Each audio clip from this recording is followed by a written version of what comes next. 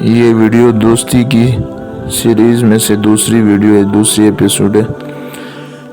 دوستی کی معراج یہ ہے کہ وہ بے لوث، بے غرض اور بے حرص و بے طمع ہو، غل و غش کا شعبہ تک نہ آنے پائے، کیونکہ ادنا درجے کی خود غرضی دوستی کے صاف شفاف آئینے میں دراڑ پیدا کرنے کے لیے کافی ہے۔ اسی لیے کسی کو دوست بنانے سے پہلے اس کے مزاج اور مذاق، شوق و شغف سے واقفیت ازحد ضروری ہے۔ ذہنی اور فکری سطح کا بھی جائزہ لے لینا چاہیے، تاکہ بعد میں پچھتاؤں کا لبادہ اوڑھ کر رنجیدہ خاطری کے ساتھ کف افسوس نہ ملنا پڑے۔ اسی طرح مزاج، ایثار و قربانی، ایفاء عہد، تکلفات کی برطرفی، ایک دوسرے کے ساتھ ہمدردی، غم خواہی، لغزشوں کی معافی، کوتاہیوں کو نظر انداز کرنا، ایک دوسرے کو دعاؤں میں یاد رکھنا، عیب کو چھپانا اور معصیت سے روکنا بھی دوستی کے حقوق میں سے ہیں۔ انشاءاللہ اس میں سے ہر ایک کی تفصیل الگ الگ آئے گی۔ مزاج و مذاق،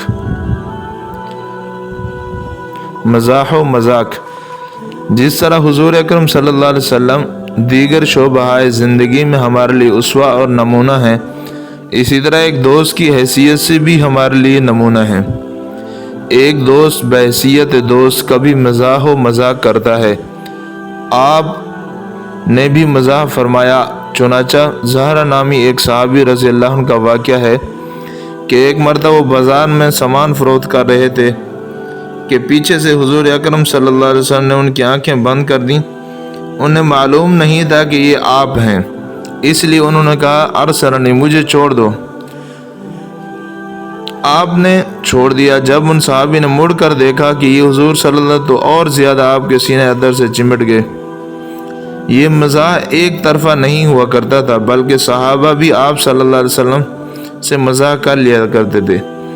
چنانچہ عوف بن مالک اشجعی رضی اللہ عنہ فرماتے ہیں کہ میں غزوہ تبوک سے لوٹتے وقت حضور صلی اللہ علیہ وسلم کی خدمت میں اس وقت حاضر ہوا جب آپ کے ایک خیمے میں تشریف فرما تھے۔ چنانچہ میں نے اندر آنے کی اجازت طلب کی تو آپ نے فرمایا آ جاؤ۔ میں نے کہا یا رسول اللہ، کیا میں سارا اندر آ جاؤ؟ آپ نے فرمایا ہاں ہاں، پورے داخل ہو جاؤ۔ تو یہ دوستی کے اندر یہ چیزیں ضروری ہوتی ہیں، ایثار بھی، ایفاء عہد بھی، مزاح و مذاق بھی۔